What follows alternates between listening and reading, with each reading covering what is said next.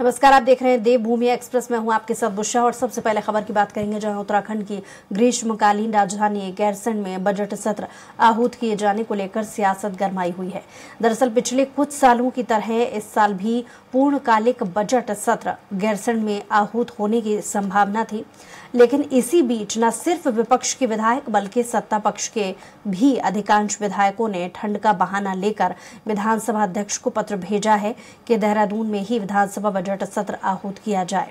अब वहीं बजट सत्र को देहरादून में कराए जाने को लेकर कैबिनेट ने भी अपनी मोहर लगा दी है। अब मुख्यमंत्री पुष्कर सिंह धामी का बयान सामने आया है। मीडिया से मुखातिब होते हुए सीएम धामी ने कहा कि सरकार ने बजट सत्र को देहरादून विधानसभा में करने का निर्णय लिया है। मुख्यमंत्री ने कहा कि सभी दलों के विधायकों की तरफ से विधानसभा अध्यक्ष और सरकार से आग्रह किया गया है कि बजट सत्र को देहरादून विधानसभा में कराया जाए। मुख्यमंत्री ने कहा कि क्योंकि कुछ विधायकों की तबीयत भी खराब है और व्यवस्थाएं भी एकाएक पर्याप्त नहीं हो पाती हैं, ऐसे में देहरादून विधानसभा में बजट सत्र कराए जाने का निर्णय लिया गया है। जल्द ही तारीख का ऐलान कर दिया जाएगा।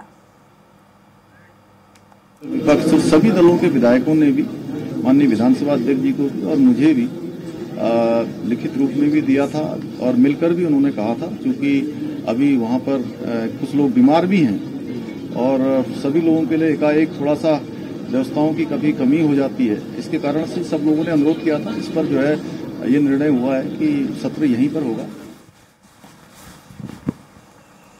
उत्तराखंड बीजेपी प्रदेश अध्यक्ष महेंद्र भट्ट ने राज्यसभा सांसद के लिए नामांकन दाखिल किया है। इस मौके पर सीएम पुष्कर सिंह धामी, हरिद्वार सांसद रमेश पोखरियाल निशंक और राज्यसभा सांसद अनिल बलूनी, कैबिनेट मंत्री धन सिंह रावत के साथ ही बीजेपी के वरिष्ठ नेता मौजूद रहे।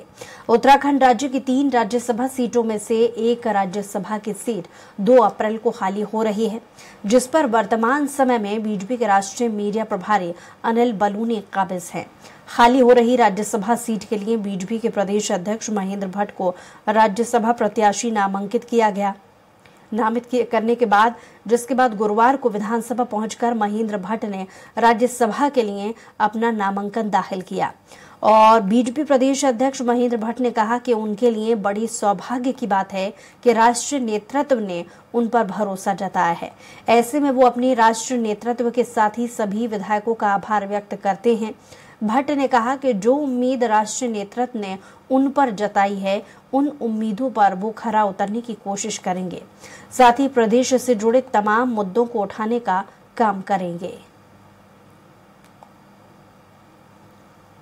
मित्रों, ये दायित्व एक कार्यकर्ता को दिया है और मैं देवभूमि के सीमांत क्षेत्र का कार्यकर्ता होने के नाते उत्तराखंड की देवप्रिय जनता को विश्वास दिलाता हूं कि जिस भाव के साथ नेतृत्व ने मुझे दायित्व दिया है, मैं प्रयास करूंगा देवभूमि के उस सारे विषय जो विषय की सदन के उस मंच पर रखे जा सकते हैं, उनको रखकर और राज्य के विकास के लिए मैं भी एक सहायक के रूप में दिखाई दूं। वैसे तो हमारे प्रधानमंत्री के हृदय में उत्तराखंड वास करता है।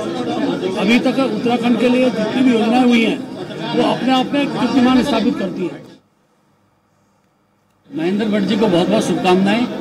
महेंद्र भट्ट जी और हमारा बहुत ही पुराना संबंध है। महेंद्र भट्ट जी युवा मोर्चा के अध्यक्ष थे, मैं उनके साथ महामंत्री था। मैंने महेंद्र जी के कामकाज को बहुत नज़दीक से देखा है, उनकी कार्यकुशलता को बहुत नज़दीक से देखा है। उनके अंदर बहुत ही संगठन की क्षमता के साथ साथ प्रशासनिक क्षमताएं भी हैं और निश्चित तौर पे महेंद्र भट्ट जी का जो कार्यकाल है वो अद्भुत होगा।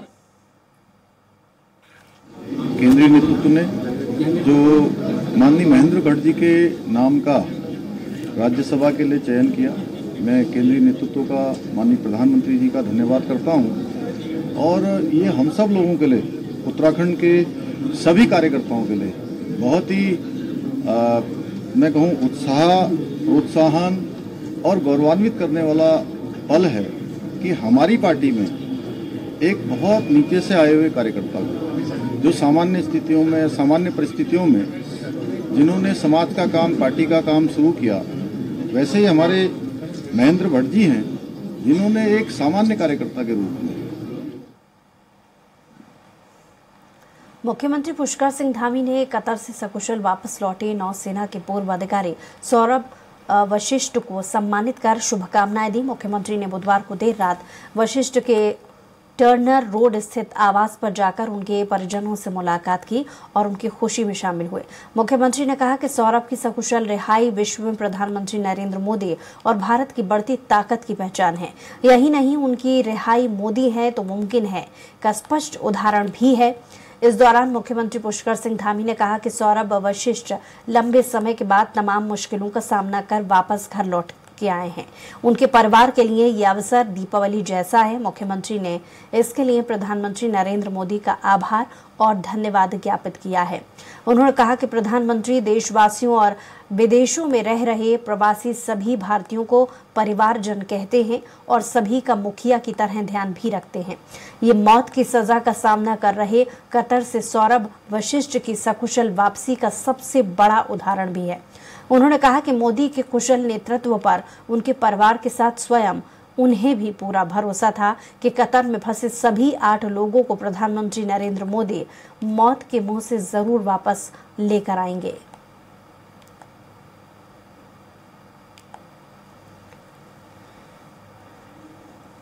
देखिए, हम सब लोगों के लिए ये एक बड़ी दिवाली जैसा है कि इतने लंबे समय के बाद और बहुत मुश्किलों से निकल कर आए हम हमारे प्रधानमंत्री जी का बहुत मैं धन्यवाद करता हूं अपनी तरफ से, सौरभ जी की तरफ से, उत्तराखंड के सभी लोगों की तरफ से, उनके परिवार की तरफ से कि प्रधानमंत्री जी सबको जो केवल परिवारजनों कहते ही नहीं हैं, बल्कि हर एक मुसीबत के समय में, परेशानी में, देश में विदेश में जो भी हमारे भारतीय हैं उनकी चिंता परिवार के अभिभावक की तरह करते हैं।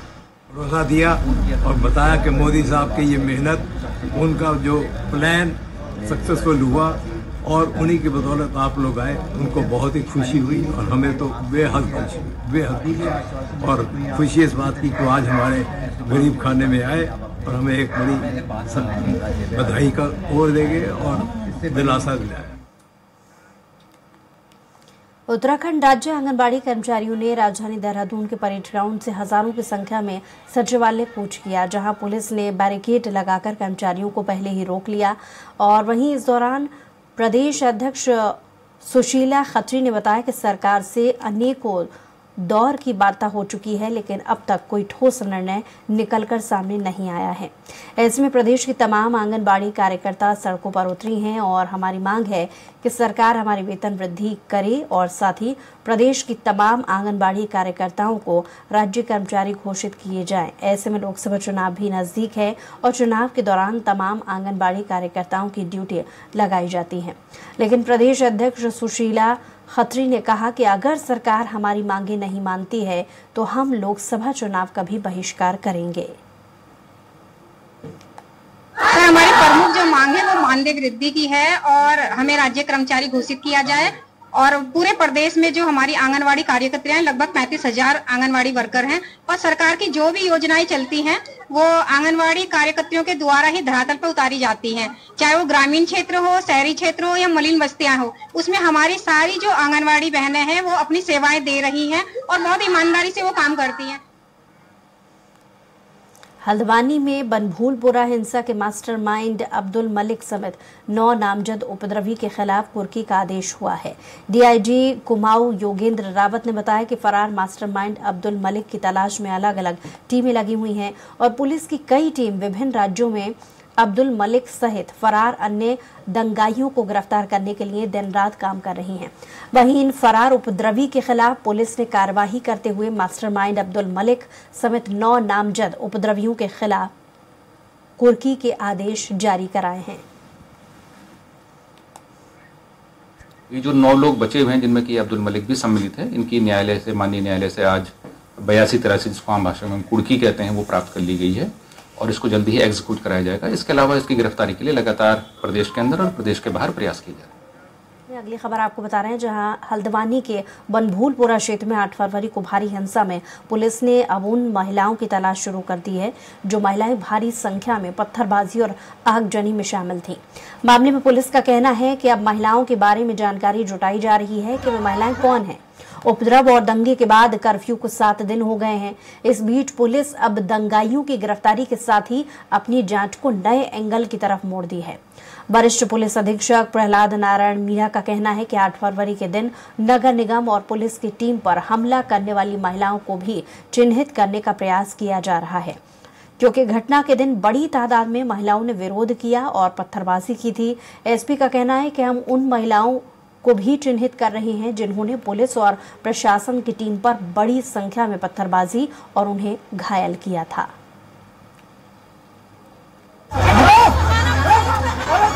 देखिए, उपद्रव में उस दिन जब जो सीसीटीवी फुटेज का एनालिसिस हो रहा है उसमें कुछ महिलाएं भी हैं जो पत्थर मारते हुए पुलिस पार्टी पर हमला करते हुए दिख रही है।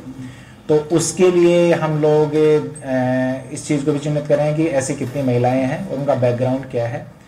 और इस सारे प्रकरण में हम लोग कुछ डाटा सर्विलांस भी कर रहे हैं, तो उसके माध्यम से ये भी देख रहे हैं कि इन लोगों को अचानक किसने उकसाया और ये लोग किसके कहने से इस तेजी से पुलिस पार्टी पर फायरिंग। मुख्यमंत्री पुष्कर सिंह धामी के ड्रग्स फ्री देवभूमि 2025 के लक्ष्य को साकार करने के लिए पुलिस का अभियान बीते कई महीनों से जारी है।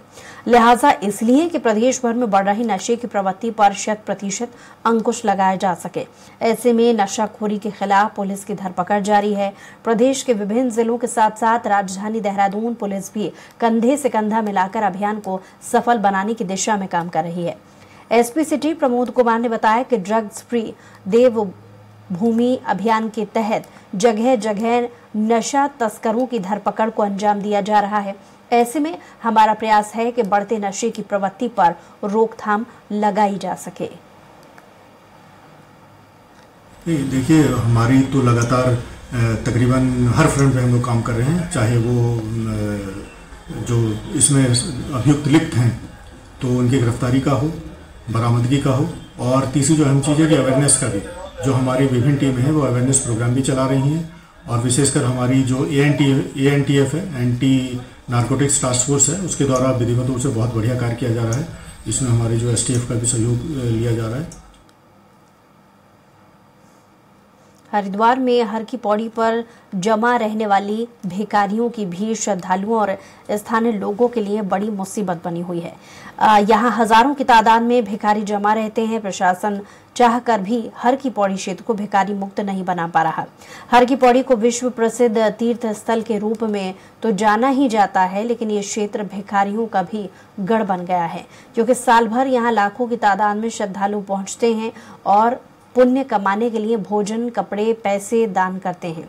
इसी दान दक्षिणा के लालच में हरिद्वार में भिखारियों की संख्या बेतहाशा बढ़ गई है।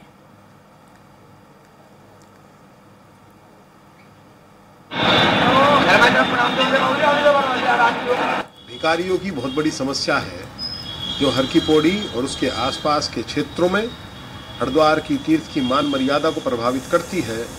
हरिद्वार हर की पौड़ी क्षेत्र में आने वाले श्रद्धालुओं की आस्था को प्रभावित करती है।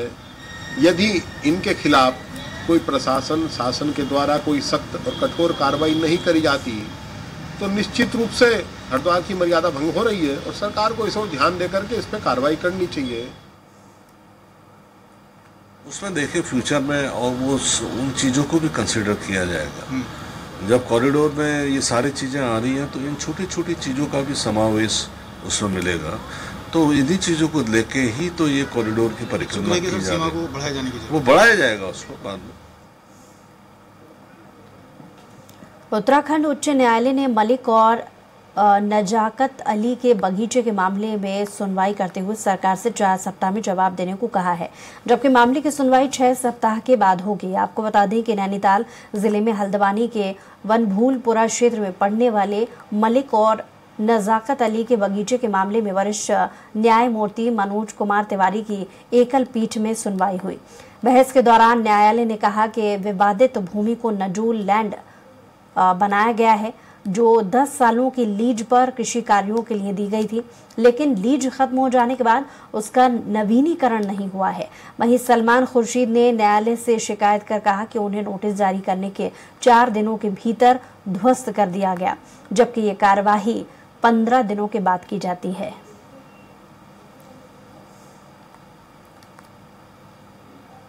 और जब हमारी ऑनगोइंग ड्राइव है उसी के कंटिन्यूएशन में सब जो है ये जो है रिमूवल किया गया था, अनऑथराइज्ड ऑक्यूपेंट्स को रिमूव किया गया था। उस बाद से लिटिगेशन में आए यहाँ। इनिशियली भी जो है कोर्ट ने इनको कोई इंटरिम प्रोटेक्शन नहीं दिया, आज भी लगा हुआ था, आज भी कोई इंटरिम प्रोटेक्शन नहीं दिया। कोर्ट ने इसमें जो है काउंटर जो है मांग लिया है रिजॉइंडर। उसके बाद सुनवाई होगी। हाँ, ये कृषि भूमि के लिए दी गई थी, उन्हीं का केस है। कृषि भूमि के लिए दी गई थी, 10 साल के लिए दी गई थी, उन्हीं का पिटिशनर का ही केस है। और 10 साल के बाद कभी भी इस लीज का रिन्यूअल नहीं हुआ। चंपावत जिले के पाटी ब्लॉक के पनिया गांव में वैलेंटाइन डे की देर रात त्रिकोणीय प्रेम प्रसंग के चलते चाकू से गोदकर एक युवक खिलेश चंद्र की हत्या कर दी गई। पुलिस ने हत्यारे को गिरफ्तार कर जेल भेज दिया है। गुरुवार को पाटी थाने के एसओ देवनाथ गोस्वामी ने बताया कि बबलू सिंह मेहता और खिलेश चंद्र जोशी से बुधवार देर रात युवती को लेकर विवाद हो गया था। विवाद इतना बड़ा कि बबलू सिंह मेहता ने चाकू निकालकर खिलेश चंद्र जोशी पर ताबड़तोड़ हमला कर दिया। आरोपी ने बताया कि उसका लड़की से 3 साल से प्रेम संबंध चल रहा था, लेकिन खिलेश जबरदस्ती उन दोनों के बीच में आ रहा था और बार बार उसे जान से मारने की फोन पर धमकी दे रहा था।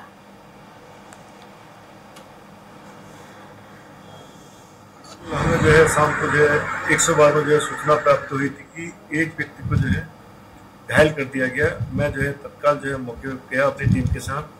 वहाँ पे एक व्यक्ति जो है सड़क पे जो है पड़ा हुआ था, खून से सना था।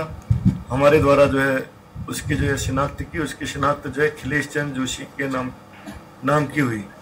तत्पश्चात 108 को मेरे द्वारा वहाँ मौके बुलाया। 108 से उसको जो है प्राथमिक स्वास्थ्य केंद्र पाटी भेजा गया। उसने मेरे को धमकी दी थी फोन में। उसने कहा कि मैं तेरे के घर आ रहा हूँ, अगर तू बाहर नहीं निकला तेरा शटर तोड़ूंगा और तेरे बाप को बाहर निकालूंगा। और उसने वो लोग 2 आए थे, उनका फोन आया एक बार मेरे लिए। बाहर आके देखा कोई भी नहीं था। उसके बाद फिर आया, फिर बाहर आके देखा फिर भी कोई नहीं था। फिर मुझे लगा कि कोई दिक्कत है शायद। फिर मैंने अंदर साइड में चाकू रखा था, वो अपनी जेब में रखा खाली लगाने के लिए मेरे को पता नहीं था वो लोग मेरे को मारेंगे। तो वो लोग उनके हाथ में आते ही देखा मैंने बंदूक थी और वो लोग मेरे से कहने लग गए कि तेरे को वहाँ ले जाते हैं, मतलब साइड में चल, वहाँ चल, यहाँ क्या। मैंने कहा यहाँ घर है। उत्तराखंड संयुक्त ट्रेड यूनियंस संघर्ष समिति ने 16 फरवरी को देशव्यापी हड़ताल में संयुक्त किसान मोर्चा का समर्थन करते हुए अपनी कई मांगों को लेकर आंदोलन करने की बात कही है। इंटक के प्रदेश अध्यक्ष हीरा सिंह बिष्ट ने कहा कि जिस तरह से किसानों के ऊपर लाठीचार्ज किया गया है, ये पूरी तरह से दुर्भाग्यपूर्ण है। ट्रेड यूनियंस इसकी कड़ी निंदा करती है। साथ ही उन्होंने कहा कि 16 फरवरी को देशव्यापी हड़ताल में मोटर अधिनियम एक्ट 2023 को तत्काल प्रभाव से रद्द करने की मांग की जाएगी। हड़ताल है और ये सरकार मजबूर कर रही है हड़ताल करने के लिए। जैसे किसानों को 1 साल के वायदे के बाद भी कल दिल्ली पर चढ़ाई करनी पड़ी और उनके साथ बड़ा दुर्व्यवहार किया लाठी थे, उसके हम प्रदर्शन करते हैं। अभी तक MSP पर कमेटी भारत सरकार झूठा वादा किया 1 साल तक रखा। उसी तरह कर्मचारी हितों के विपरीत निर्णय लिए। जो सुविधाएं कर्मचारी को, उनको तो मत छीनो। आपने पुण्य पेंशन क्यों बंद कर दी? हमारी परमानेंट का अधिकार छीन लिया। हमारे जो 9 रत्न थे उनको बेचने का काम कर दिया। देहरादून के संदर्भ पूरा हिंदुस्तान को देख लो। आप हमारा सर्वे दुनिया बंद कर दिया। हेडक्वार्टर था हिंदुस्तान का, जहाँ हर साल 2-3 हजार नौकरी मिली। और इसी के साथ बुलेटिन में कुछ और खबरों के लिए देखते रहिए स्वराज एक्सप्रेस।